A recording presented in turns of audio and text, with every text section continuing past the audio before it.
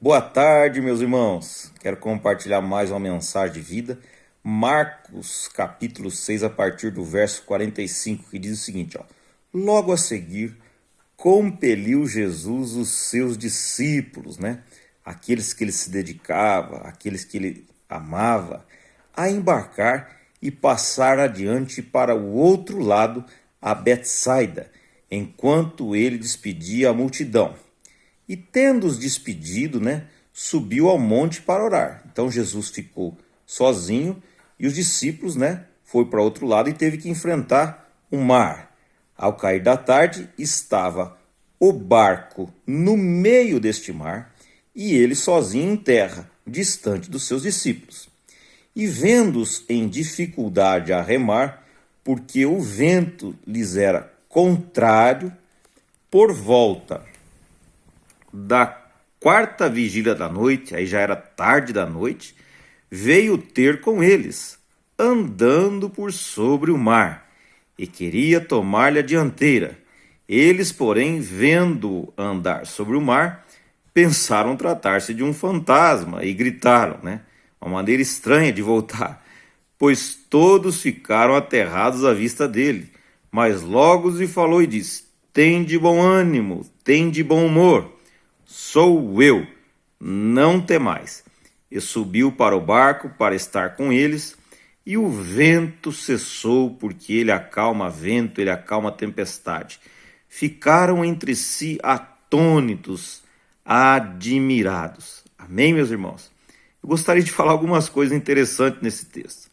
O que me chama a atenção é que esse Jesus, ele pega e compele os seus discípulos, né? Ele faz de propósito.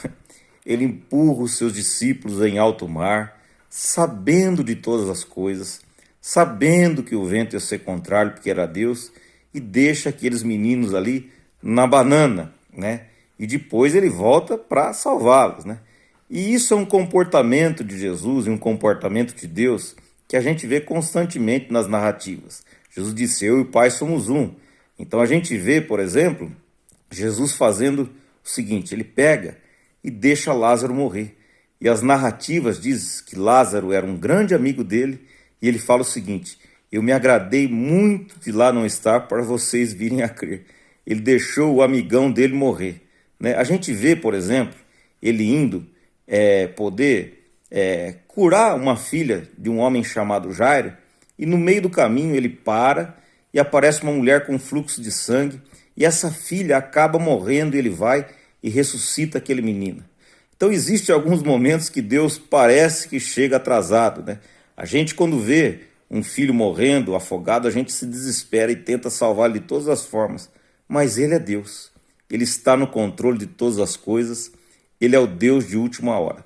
Talvez você também esteja passando por uma situação de vento contrário, que vocês não fez nada, até teoricamente empurrado por Deus, porque a palavra de Deus diz que o mal recai sobre o justo da parte de Deus. Às vezes ele nos coloca à prova, às vezes acontece como Jó, que era um homem reto, íntegro, e que se desviava do mal, elogiado por Deus, de repente o mundo caiu na cabeça dele. Talvez você foi compelido por Deus a uma situação que o vento está contrário e você não consegue sair. E aí você está esperando por Jesus. Eu já passei por muitas situações dessas e sempre fico esperando por Jesus. Mas o que me chama a atenção é que o formato que Jesus vem para buscar aquelas pessoas não é do jeito que a gente convencional, né? Eu esperaria que Jesus viesse de um barco, né?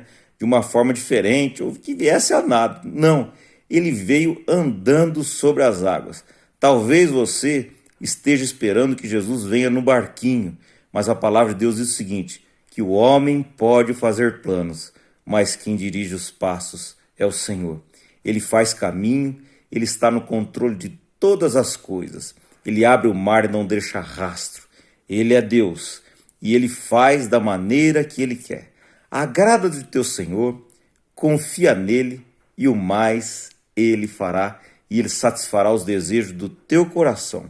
Mesmo que você esteja passando por momentos de luta, é na crise que a gente cresce. A tribulação produz perseverança, experiência e esperança, e nada sai do controle de Deus.